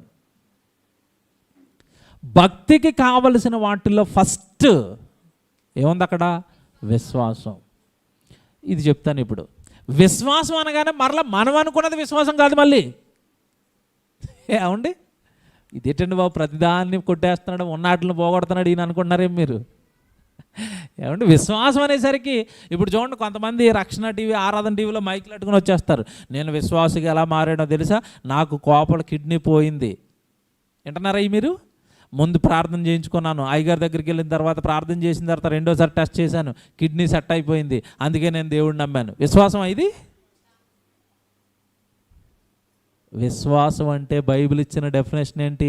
హెబ్రీ పత్రిక 11:1, విశ్వాసమనున్నది నిరీక్షింపబడు వాటి యొక్క నిజస్వరూపమును అదృశ్యమైనవి ఉన్నవనుటకు రుజువు. అది విశ్వాసం అంటే. అర్థమైందా లేదా? మళ్ళీ చెప్తున్నాను, విశ్వాసమనున్నది నిరీక్షింపబడు వాటి యొక్క నిజస్వరూపమును అదృశ్యమైనవి ఉన్నవి అనుటకు రుజువు. అది విశ్వాసం అంటే. ఇప్పుడు చెప్పండి, గడ్డ తగ్గిపోయింది, క్యాన్సర్ పోయింది, మా నాన్న బతికాడు, ఈ విశ్వాసం ఇది? అదృశ్యమైనవి ఉన్నవని నమ్మటం విశ్వాసం. ఏది అదృశ్యం? అదృశ్యం అంటే ఏంటి? కంటికి కనబడేదా, కనపడిందా? ఇప్పుడు ఇతని ఎంఆర్ఐ స్కానింగ్ కనబడిందా, కనబడలేదా? కనబడిందా అనే విషయంలో నువ్వు నమ్మటం అసలు విశ్వాసమే కాదు. ఒకవేళ ఈ ఎంఆర్ఐలో ఈరోజు లేదని వచ్చింది, ఒక 6 నెలల తర్వాత మళ్ళీ ఉందని వచ్చింది, విశ్వాసం ఉంటుందా, ఊడిపోద్దా? అది విశ్వాసం ఏంటి?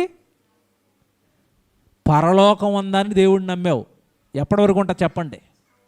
చచ్చిపోయే వరకు ఉంటుంది. ఎందుకంటే పరలోకం ఎప్పటికీ కనపడదు. ఆ చచ్చిపోతే కానీ అక్కడికి నువ్వు వెళ్ళవు కనుక నేను పరలోకం వెళ్ళాలి. ఇలా కాకుండా ఉద్యోగం కోసం దేవుణ్ణి నమ్మావు, తక్కువని ఓ రోజు వచ్చేసింది. ఇంకెందుకు? నేను ఏదైతే దేవుణ్ణి కోరుకున్నానో అది నాకు వచ్చేసింది. ఇంకెందుకు విశ్వాసం? బలపడుతుందా? ఎక్కడి నుంచి బలహీనపడుతుందా? అదే పరలోకం కోసం దేవుణ్ణి విశ్వసించారు. బలహీనపడుతుందా? బలపడుతుందా? ఇంకా చేయాలండి, ఇంకా చేయాలండి, ఇంకా చేయాలండి. 26 కదండి, మేము 27 పెట్టాలండి, 28 పెట్టాలండి, దేవుడి కోసం కార్యాలు చేయాలండి, పరలోకం వెళ్ళిపోవాలండి. చూసారా, ఇది విశ్వాసం. ఇప్పుడు ఈ విశ్వాసంలో ప్రతి దినము మీరేమవ్వాలి? సాధకం చేస్తూ డెవలప్ అవ్వాలి. విశ్వాసాన్ని ఎప్పుడు మనం ఏమవ్వకూడదు? కోల్పోకూడదు, బలపడుతూ ఉండాలి. ఇదేంటి బ్రదర్, విశ్వాసాన్ని కోల్పోతామా? ఇద్దరు ఎగ్జాంపుల్ చెప్తాను, మతిపోయిద్ది మీకు. బైబిల్లోంచే. బాప్తిసం ఇచ్చి యోహాను యేసుప్రభుతో అంటున్నాడు, ఆయన పాదములు యొక్క చెప్పుల వారు విప్పుటకైనను నేను పాత్రుడను కాను, ఇదిగో లోక పాపములను మోసుకొని పోవు అన్నాడా? అనలేదా? ఎక్కడన్నాడు? అంతా బాగున్నప్పుడు అన్నాడు. ఆయన వెళ్ళిపోయాడు, ఈయన ఇలా సేవలోకి వెళ్ళిపోయాడు. మధ్యలో ఒక శోధన వచ్చింది. హేరోదు రాజు జైలు వేసాడు. జైలు వేసేసరికి కష్టం వచ్చింది, శ్రమ వచ్చింది. అప్పుడు శిష్యులు పిలిచి, అసలు మన రక్షకుడు ఈయన కాదా, వెళ్ళి కనుక్కుని రండి పంపించాడు. అంటే శోధన రాగానే, కష్టం రాగానే విశ్వాసం ఏమైంది? సన్నగిల్లింది. దినదినము విశ్వాసం సన్నగిల్లాలా? గొప్పదవ్వాలా? గొప్పదవ్వాలి, అభివృద్ధి చెందాలి. పేతురు గారు గురించి కూడా మీకు జ్ఞాపకం చేస్తాను, మీకు ఇంకా బాగా అర్థమవుతుంది. అసలు అపోస్తులుగా వీళ్ళు యేసుక్రీస్తుల వారు వెనకున్నప్పుడు ఎలాంటి మాటలు మాట్లాడారు? ఒక సందర్భంలో అందరు శిష్యులు వెళ్ళిపోతున్నారు. ఆత్మ గురించి ప్రసంగం చేసినప్పుడు యోహాను సువార్త 6వ అధ్యాయంలో, మీరు కూడా వెళ్ళిపోతారని ఆయన అన్నాడు. అప్పుడు పేతురు గారు ముందుండి, నీవే నిత్యజీవ మాటలు గలవాడవు, నిన్ను విడిచి మేము ఎక్కడికి వెళ్తాం అన్నాడు. వెరీ గుడ్, స్టాండర్డ్ అనుకున్నాడు ఆయన.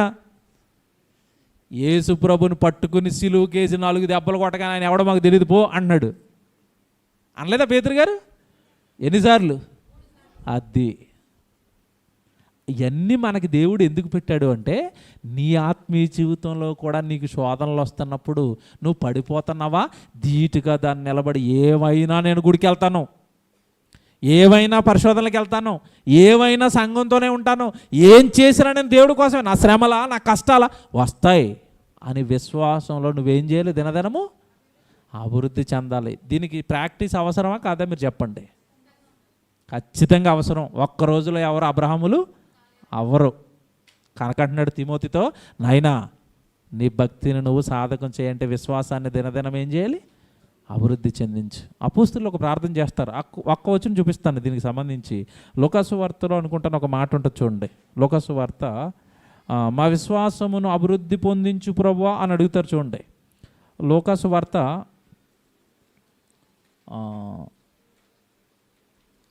లేదు అంటే పిలిపిలికి రాసిన పత్రికలో ఉన్న మాట అయినా చదువుకోండి మీరు. పిలిపిలికి రాసిన పత్రిక 1వ అధ్యాయము 26వ వచనం చూడండి. పిలిపిలికి రాసిన పత్రిక 1వ అధ్యాయము 26వ వచనం. పిలిపిలికి రాసిన పత్రిక 1వ అధ్యాయం 26వ వచనం చదువుతున్నారు. ఇటు నమ్మకము కలిగి మరలా నేను మీతో కలిసి ఉండుట చేత నన్ను గూర్చి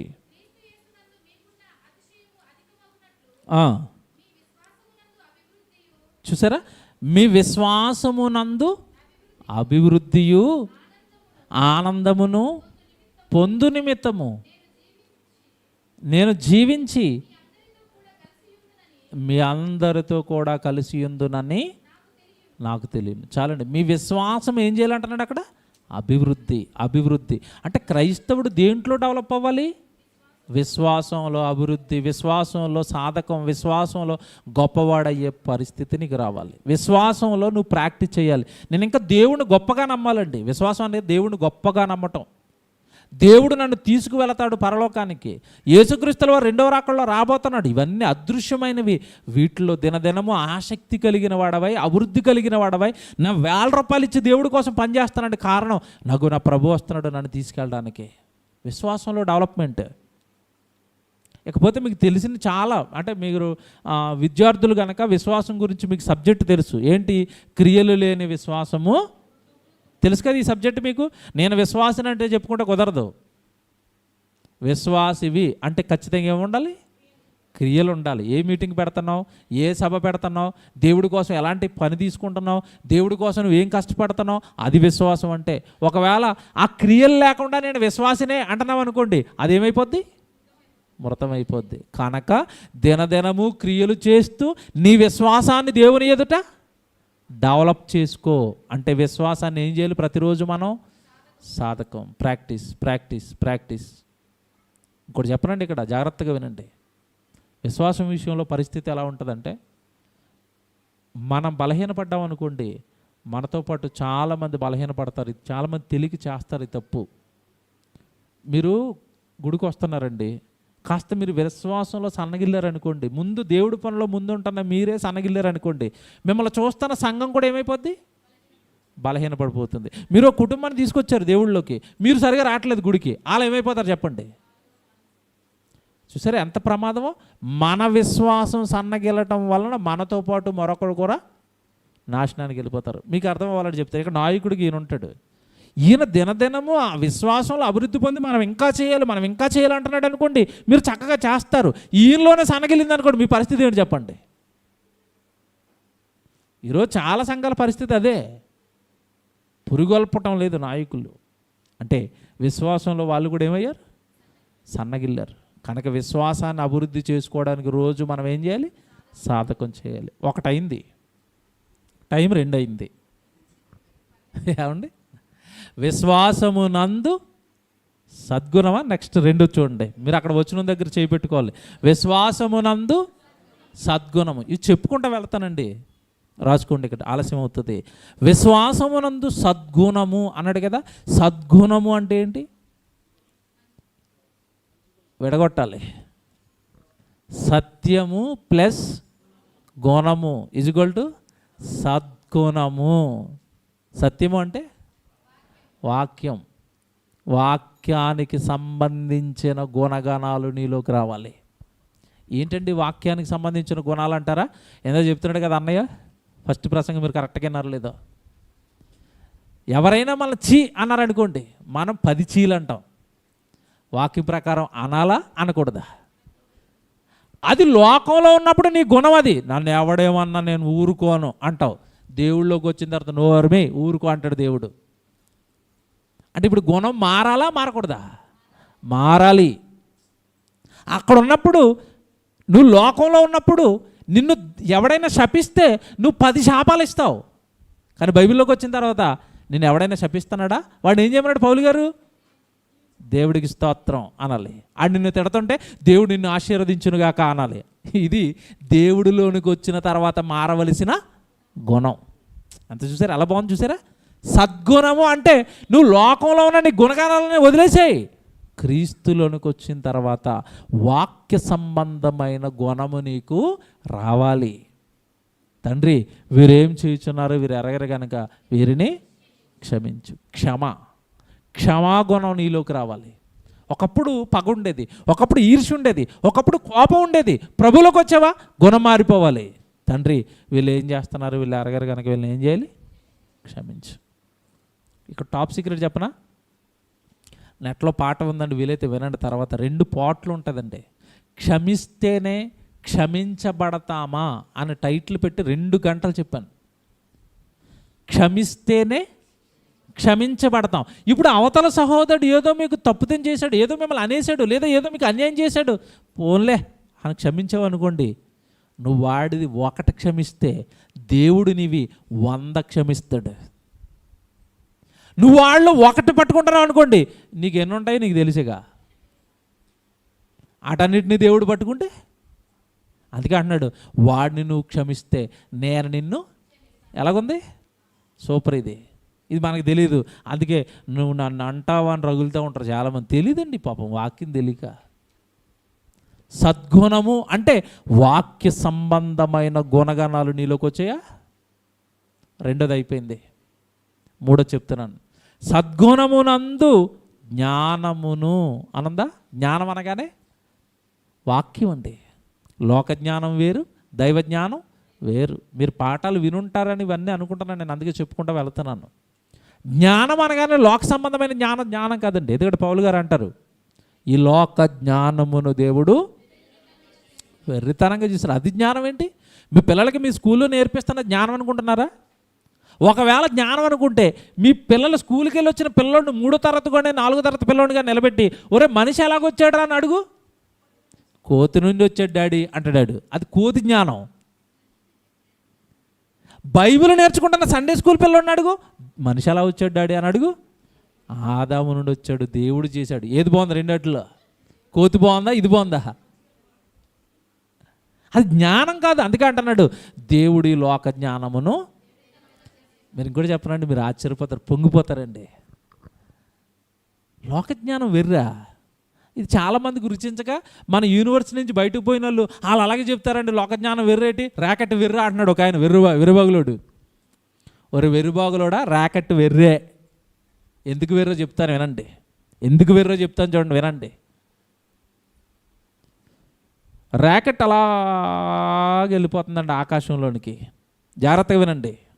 ఇలాగ ఆకాశంలోకి వెళ్ళిపోతున్నవన్నీ కరెక్ట్గా పనిచేయ, మళ్ళీ కొన్ని కూలిపోయి ఇలా కిందకి వెళ్ళిపోతూ ఉంటాయి కదా. ఇప్పుడు దేవుడు ఎలాగున్నాడు?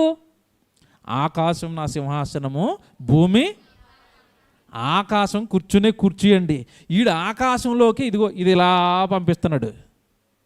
ఇంత పెద్ద రూపం కలిగి, ఇంత శక్తి కలిగి, ఇంత పెద్ద సూర్యుడు, గ్రహాలు, ఈ భూమిని కలిగించిన సర్వశక్తిమంతుడికి ఏమంటే ఎలతని ఈ బొమ్మ ఎలా కనపడుతుంది? ఏట్రా ఇది బొమ్మ అని ఇలా కనడంటే అది మళ్ళీ ఇలా తిరిగి ఇలా కిందకి వస్తుంది. మీకు అర్థమైందా?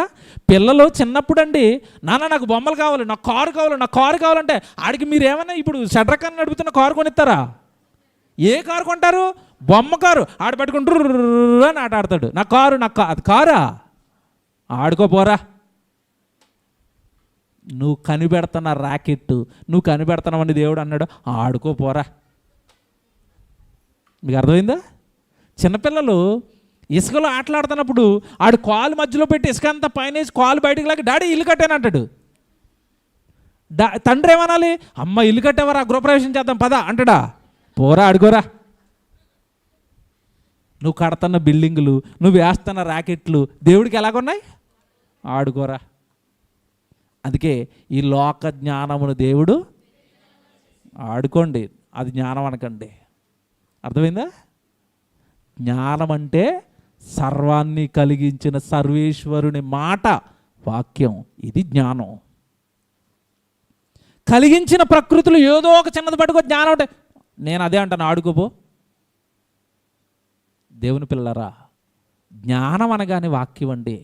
ఈరోజు జ్ఞానం అనేసరికి ఒకేసారి వచ్చేస్తుందా? దాన్ని కూడా ప్రాక్టీస్ చేస్తే వస్తుందా?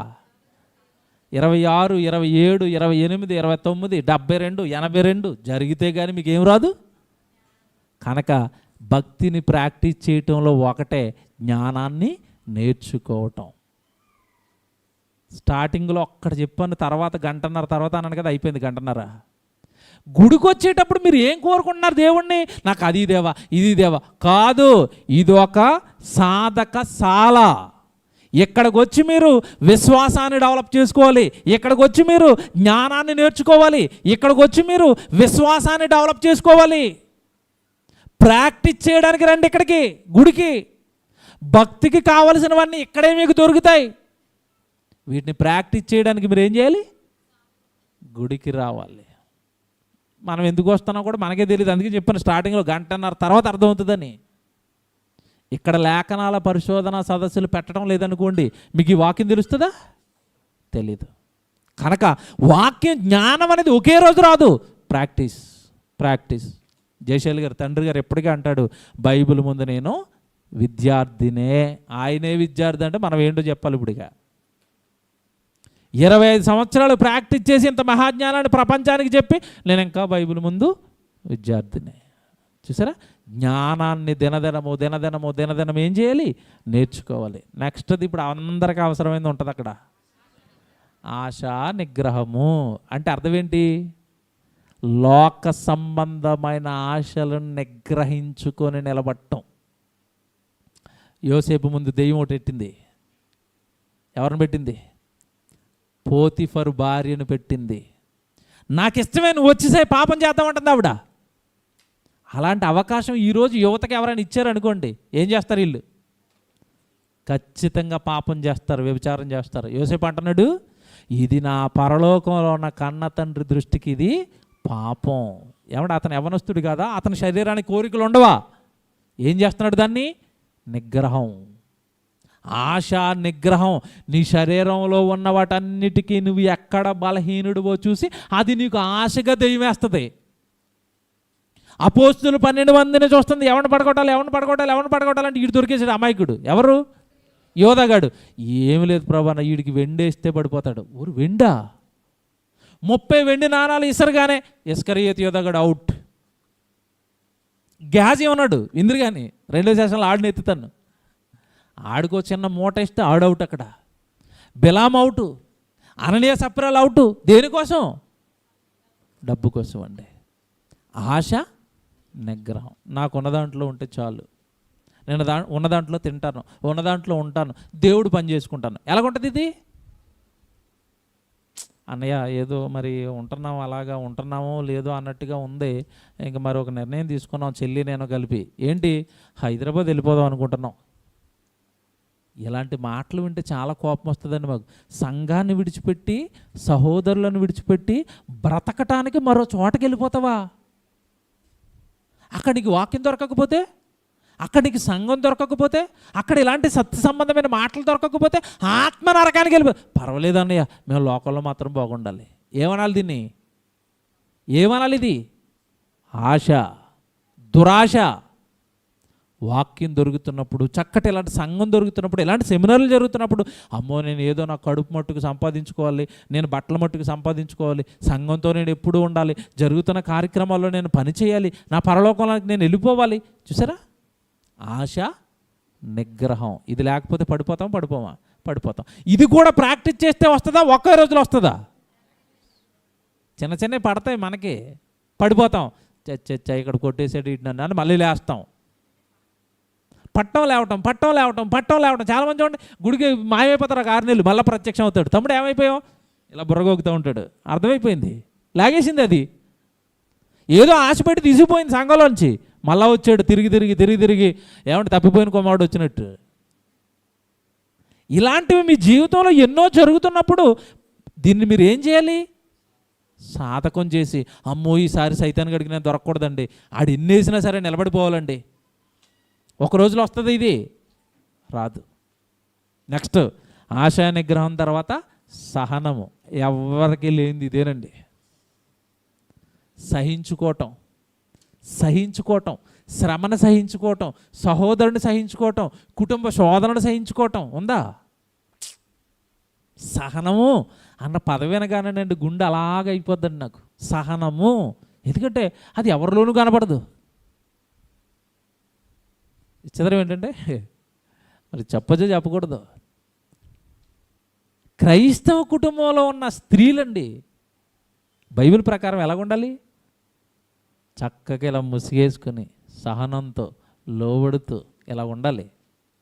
ఒక్కసారి క్రైస్తవుల గుడి దగ్గరికి వెళ్ళి ఆ లోపల ప్రార్థన అయిపోయిన తర్వాత, ఆరాధన అయిపోయిన తర్వాత ముసుగు తీసిన తర్వాత చూడండి ఆవిడ్ని. ఏం కనపడుతుంది మీకు? ఎవరు కనపడతారు మీకు? లోపల ఉన్నప్పుడేమో రూతు, బయటకు వచ్చిన తర్వాత యెజబెలు. నిజమండి. ఏమండి నేను ఈ మాట ఎందుకు చెప్తున్నానంటే, అసలు భర్తలు కూడా లోబట్టం లేదు, భర్త మాట కూడా వింటం లేదు. నువ్వు నాకు చెప్పేది, రేపు డ్యూటీకి వెళ్ళాలి, నోరు మూసుకుని బట్టలు ఉతుకంటుంది ఒక ఆవిడ. నా హైదరాబాద్లో పరిస్థితులు అండి ఇవి. మీకు ఇక్కడ మీకు ఉండకపోవచ్చు. ఇక్కడ దేవుడి స్తోత్రం, తాకింది మీకు కూడా. అయితే సహనం. భర్తనే ఏమంటే సొంత భర్తను సహించిన ఈవిడ సంఘంలో ఎవరో ఇంకొక ఆవిడ ఈవిడ మాట అన్నది సహిస్తుందా? సహోదర సహనం, ఒక మాట అన్న తీసుకునే తత్వం. ఏమండి చాలామంది అంటారు, ఏమండి మీరు ఏమైనా చాలామంది డైలాగ్ అంటే, మీరు దెబ్బ కొట్టండి పడతాను, కానీ మాట అంటే పడండి. అబ్బో, ఈ డైలాగ్ వినలేదా మీరు? ఎక్కువగా స్త్రీల నోట్లోంచి వస్తుంది ఇది. దెబ్బ కొట్టండి పడతాం, కానీ ఓ మాట అంటే పాడం. ఓకే, ఇప్పుడు యేసుప్రభుని ఏం చేయకుండా అన్నారా అనలేదా? తిరుగుబోతు అన్నారా? తిండిపోతు, త్రాగుబోతు, దెయ్యం పట్టినవాడు, మతి చలించినవాడు ఎవరిని? ఆయన అన్నాడు ఏంటి డైలాగు? నన్ను కొట్టండి కానీ నన్ను మాట్లాడొద్దు అన్నాడా? తండ్రి తేలిక మాట్లాడుతున్నారు. చూసారా, ఇది మనలోకి వచ్చిందా? సహనం. దేవుడు సహిస్తున్నాడండి. మనల్ని సహించలేదనుకోండి దేవుడు, మనం ఏమైపోతాం చెప్పండి? మీలో చాలామంది 20 సంవత్సరాల తర్వాత బాప్తీసం తీసుకున్న వాళ్ళు ఉంటారు, 30 తర్వాత తీసుకున్న వాళ్ళు ఉంటారు, 40కి బాప్తీసం తీసుకున్న వాళ్ళు ఉంటారు. అంటే 40 సంవత్సరాలు భూమి మీద మిమ్మల్ని ఏం చేశాడు? పాపం చేస్తున్నా సహించాడు. 40 సంవత్సరాలు సహిస్తే 41వ సంవత్సరంలో నువ్వు మారావు. 2 సంవత్సరాలు సహించి నా వల్ల అవదండి అని చంపేసాడు అనుకోండి, మిమ్మల్ని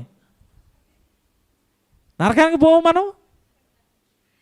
మరి దేవుళ్ళలోనే సహనం ఉన్నప్పుడు మీలోకి ఎందుకు రాదు ఇది?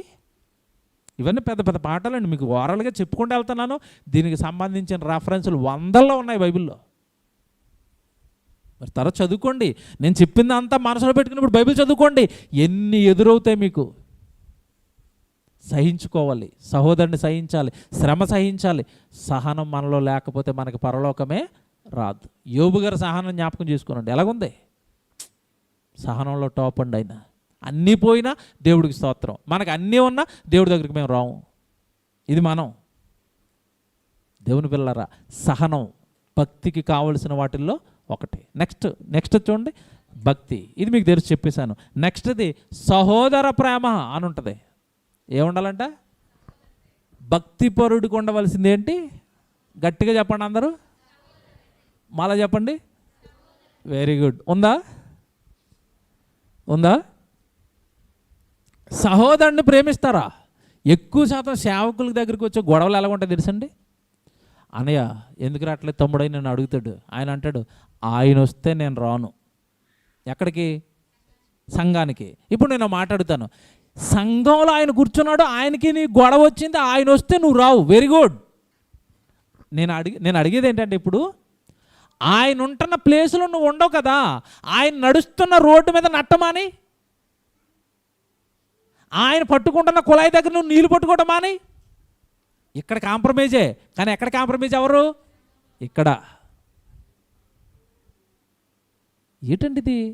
సహోదర ప్రేమ ఉందా? నీకులాగే క్రీస్తుని నమ్మాడు, నీకులాగే గుడికి వస్తున్నాడు, నీకులాగే తన వంతు సహాయం దేవుడికి చేస్తున్నాడు, నీకులాగే దేవుడు పని చేస్తున్నాడు.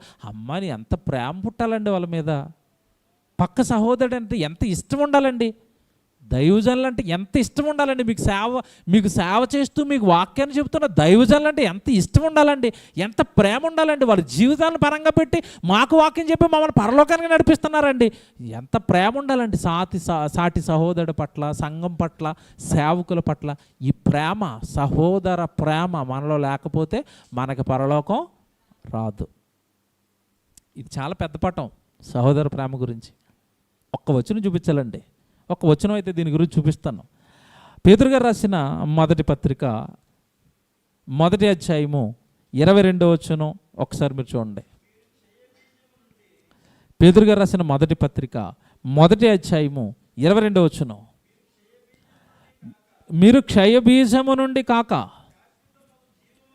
శాశ్వతమగు జీవము గల దేవుని వాక్యము మూలముగా అక్షయ బీజము నుండి పుట్టింపబడిన వారు గనుక నిష్కపటమైన సహోదర ప్రేమ కలుగునట్లు మీరు సత్యమునకు విధేయులవుట చేత మీ మనస్సులను పవిత్రపరచుకొనిన వారయుండి ఒకరిని ఒకడు హృదయపూర్వకముగాను మెక్కటముగాను ప్రేమించుడి. అబ్బా, ఎలా ప్రేమించుకోవాలంట? మెక్కటముగా ప్రేమించుకోనండి. మెక్కటంగా ప్రేమించుకోవడం అంటే ఇది ఎలాగుంటుంది చెప్తాను. ఉదాహరణ మీకు అర్థం అవడానికి. ఎంగేజ్మెంట్ అయిపోయింది, ఇంకా పెళ్ళి అవ్వలేదు. ఫోన్ కాల్స్ ఎలాగుంటాయి చెప్పండి వాళ్ళిద్దరి మధ్యలో? ఎలాగుంటాయి? ఎవరికి ఫోన్ చేసినా ఎంగేజే. ఎందులో ఉన్నారు వాళ్ళిద్దరూ? మెక్కటమైన ప్రేమ. ఏం చేస్తున్నారండి? తాగేరా, తిన్నారా, లేచారా, ఇడ్లీ తిన్నారా, దోశ తిన్నారా, పనికొచ్చేది ఒకటే ఉండదు. కానీ ఎందుకు ఇంత కనెక్షన్ అక్కడ ఎందుకు ఉందంటే ఇద్దరి మధ్యలో ఏముంది? బాగా నిక్కటమైన ప్రేమ. ఏమన్నా అక్కడ కాదు ఉండవలసింది. ఎక్కడా?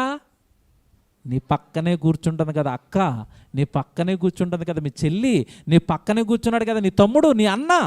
వాళ్ళ మీద ఉండాలి. తమ్ముడు ఎలా ఉన్నావు తమ్ముడు, ఏంటి పరిశోధనకి రాలేదేంటి తమ్ముడు, ఏమైనా ఇంట్లో ఇబ్బంది ఉందా, నీకేమైనా కష్టం కలుగుతుందా? ఎప్పుడైనా ఫోన్లు చేసి మీ సంఘానికి వస్తున్న సహోదరులు మీరు ఫోన్లు చేసి పలకరిస్తున్నారా? సంఘానికి రాకపోతే వెంటాడుతున్నారా? వచ్చే తమ్ముడు, వచ్చే తమ్ముడు, దేవుడికి దూరంగా ఉండక తమ్ముడు, సన్నిధికి దూరంగా ఉండక తమ్ముడు, మన పరలోకం వెళ్ళవలసిన వాళ్ళం తమ్ముడు.